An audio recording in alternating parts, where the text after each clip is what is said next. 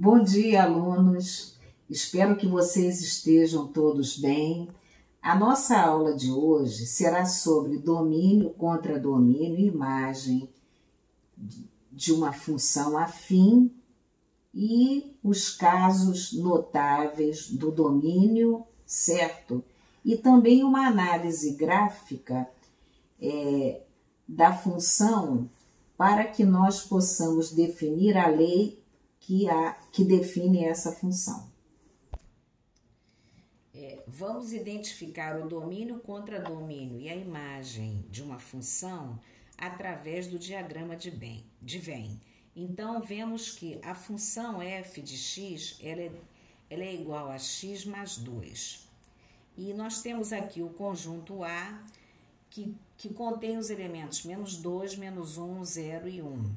E o conjunto B, que contém os elementos menos 1, 0, 1, 2, 3 e 4.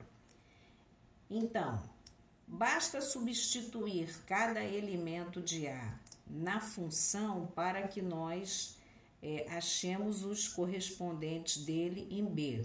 Por exemplo, quando x é igual a menos 2, nós vamos ter aqui um y igual a menos 2 mais 2, que vai dar 0. Logo, a seta do menos 2 vai incidir no elemento 0 de B.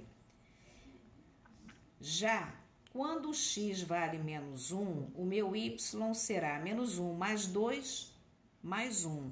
Logo, a seta do menos 1 vai incidir no elemento 1 de B.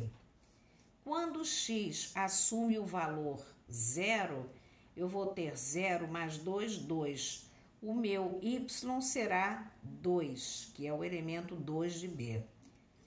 Quando x assume o valor 1, o meu y será 1 mais 2, 3. Logo, a seta vai incidir no elemento 3 de B. Logo, eu tenho domínio da função, são todos os elementos de A. Contradomínio da função, são todos os elementos de B. E a imagem da função são os elementos de B em que a seta incide. Logo, eu tenho 0, 1, 2 e 3. Vamos fazer agora o estudo do domínio de uma função afim. São os seus casos notáveis. Nós sabemos que existem casos em que nem todos os números reais servem para ser o domínio de uma função.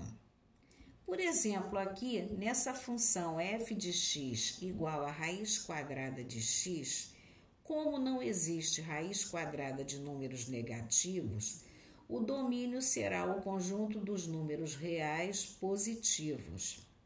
Então, domínio da função é igual aos reais positivos.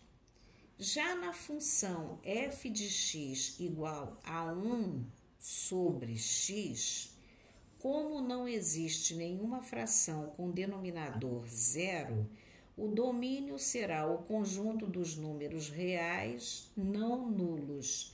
Domínio da função será x pertence aos reais, tal que x é diferente de zero.